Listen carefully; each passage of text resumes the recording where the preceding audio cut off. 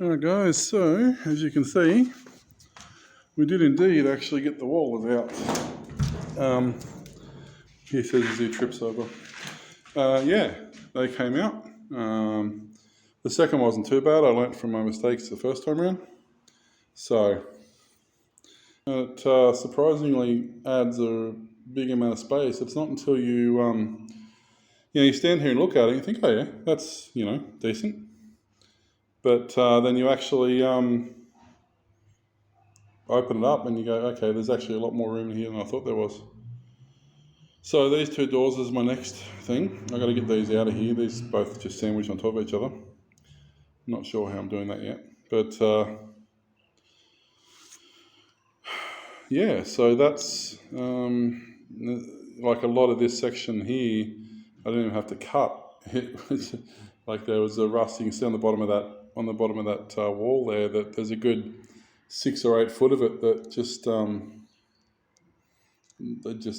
wasn't connected.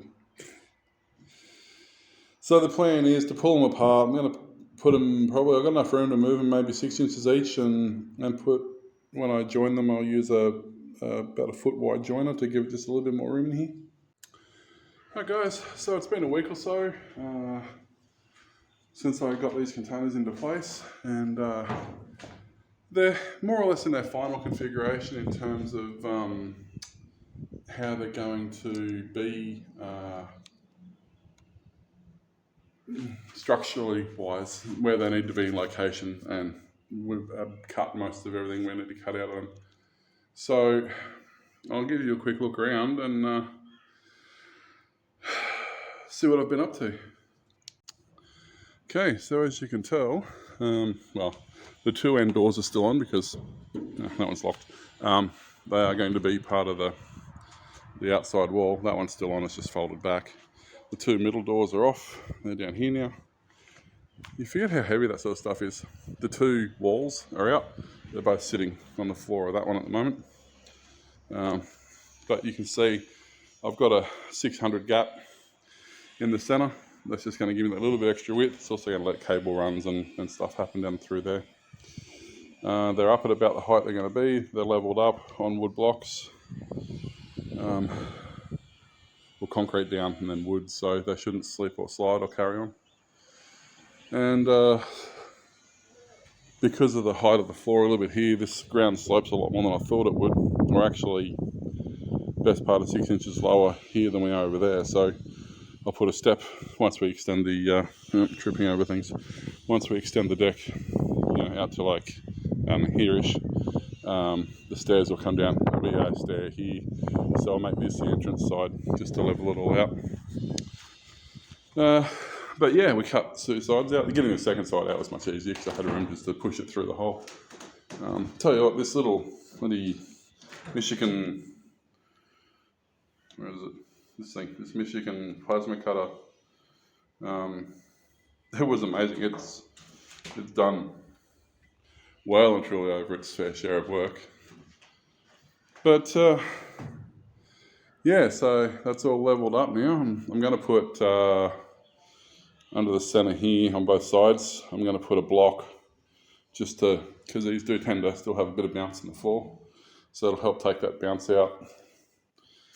It also gives when we put the flooring in, because there'll be a drop floor in there. There'll be a drop floor that'll go in, that'll hold all the cables and everything, and then like a sectioned top that'll go over it so that you can hide all the stuff. But yeah, I've got to work out what I'm going to put in there. If I'm just going to put, I think what I might do is just jack it up, because I don't know, like it's not going to be accessible really under there. So I'm thinking I'm going to slightly elevate it, lift it 1/4 inch or even 1/2 inch, because this ground will settle. Even if I make it a little, like 1/2 inch higher, just so that it'll settle and sink, and even if the floors are bowed up fractionally, it's not going to be a problem. You're not going to notice it. All right, so that's the update for now on how things have been progressing. So yeah, now the fun begins. The attaching them together, which I don't have the thing here to show you. I sort of do. This square here I'm going to cut into the 600 lengths that I need, and they're going to go between, I wonder if I can do this with the sun fair in my face. So where the holes are, you're probably not going to see well, but where the holes are, I'm going to put a big washer, a 3-inch washer on both sides, and then I've got high tensile threaded rod because this part's hollow, so I can push it all the way back, and then go from hole to hole with the 600 square block in here, and just pull it in from both sides. It'll act as a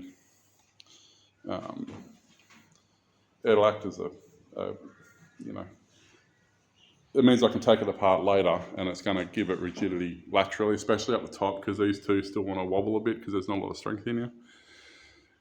And if I might later put another one in the middle here and one down the bottom there, so I might end up adding an extra couple, but we'll see how it ties together.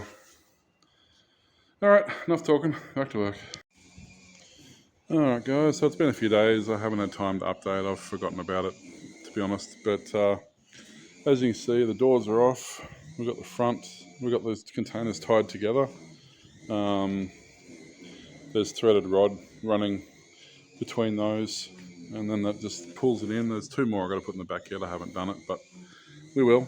And this is going to be basically where the extension is going to come out to.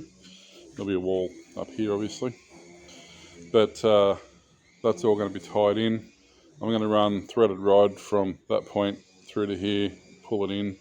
I might even do the same on both ends, just run it like a hook style. But yeah, no, we're getting there. It's that door is staying on. It's going to be a gate. And yeah, so it's all slowly happening. There's a lot of stuff to do to get these where they need to be. I've actually got to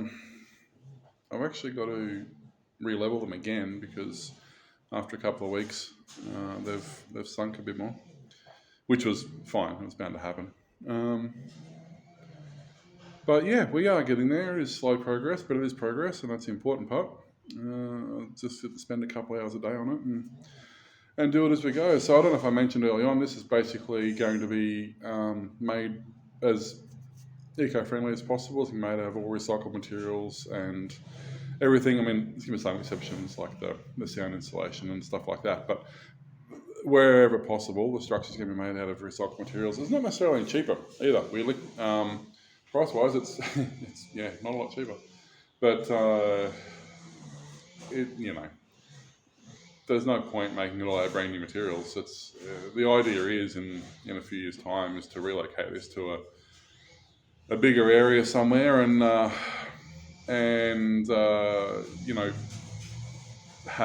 make it expand it, make it bigger, have more room, or a second studio or whatever. So that's the plan. So I don't want to waste a whole heap of new materials, and the idea is it's going to be designed in such a way that I can simply unbolt the 2 halves and take it away as a container with minimal structural damage. Obviously, I'll have to change some of the sections, like where whatever's between this gap, and whatever's between this gap will have to be taken out. But the theory is it won't be wrecked, so I can reuse it without too much trouble. Reuse it, redo it, take it with me again. Wrong way. It's the problem. I haven't figured this thing out yet. So yeah, all right. This is a quick little update. So let's see how we go.